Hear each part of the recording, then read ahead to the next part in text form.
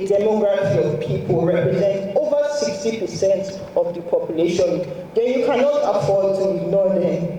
They're not only in the Ministry of Youth, they're in the National Assembly Library. They make up, I'm sure, a vast majority of the staff. They're in the Ministry of Agriculture, we're in the private sector, we're in the public sector, we're everywhere. So it's important that the youth are adequately recognized and given all the support that we need. So what is the purpose for having the youth policy? The youth policy is, the goal is to reposition youth development beyond just framework, to step into actualization and meeting the needs of the Nigerian youth in today's society. We need to place emphasis on synergy, on collaboration. So what we're doing here is a step in the right direction, because it's bringing together various actors in youth development to sit under one roof. So inclusivity and collaboration is the way to go. And I believe that the Ministry of Youth Development is doing a great job so far in all of that. So I'm going to be doing, Madam Stella mentioned earlier that the existing youth policy is currently undergoing a review. So I'm going to sort of go over that and highlight a few proposed key changes for the new youth policy that we hope will be out in a couple of months, just as she has said. She mentioned that we had, in the previous one, 5 strategic pillars. This covers employment and workforce, covers health and the well-being of Nigerian youth, and participation and inclusiveness, environment and partnerships for the implementation of the youth policy. One innovative thing that is being included, I think she mentioned it, is the introduction of the digital economy and climate change. Yes, if I'm right. Those two topics are very important, particularly the digital economy.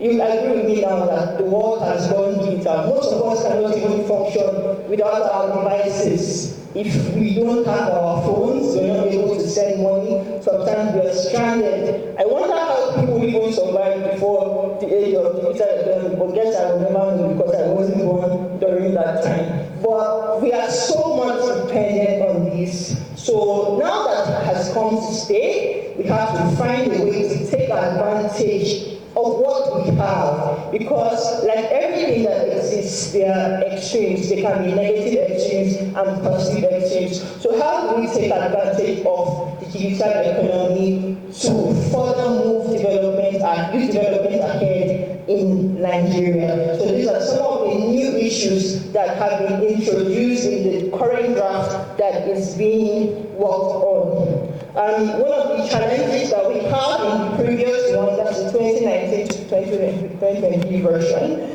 was ineffective implementation mechanisms. So now we don't just want to have this document, we want to make sure that people are aware that this document exists, what it says, so that people can speak to it and they can know that the government has put things in place. Because if you speak to the everyday Nigerian out there, a lot of them just feel that the government is not doing anything. And that is not true, because the government is actually doing a lot, but then there is no awareness. There are so many, we agree that there may be unemployment, but there are so many employment opportunities, there are so many opportunities available for young people to take advantage of, but they are simply not aware of it. So that is what we at MindGap, in partnership with the Ministry of Youth, have been trying to do. In February this year, MindGap signed an MOU with the Ministry of Youth in respect to the National Youth Policy.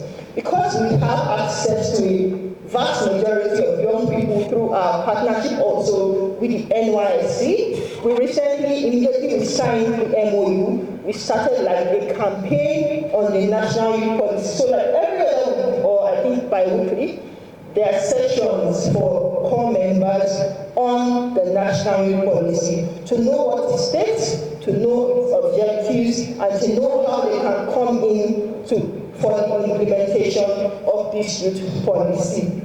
Another challenge that we had in the past for the previous youth policy document that we're gradually phasing out now was poor budget allocation and management. We really did not have enough budget for all of this, but going forward, I'm sure that is going to change. So now, for the 2025 framework, which is not 2026 framework, we have 6 strategic pillars on economy, health, security, inclusion, education, and partnerships. I believe that if we can adequately address these 6 areas in youth development, we're going to move ahead. We're going to make so much progress that we won't be able to recognize what has happened.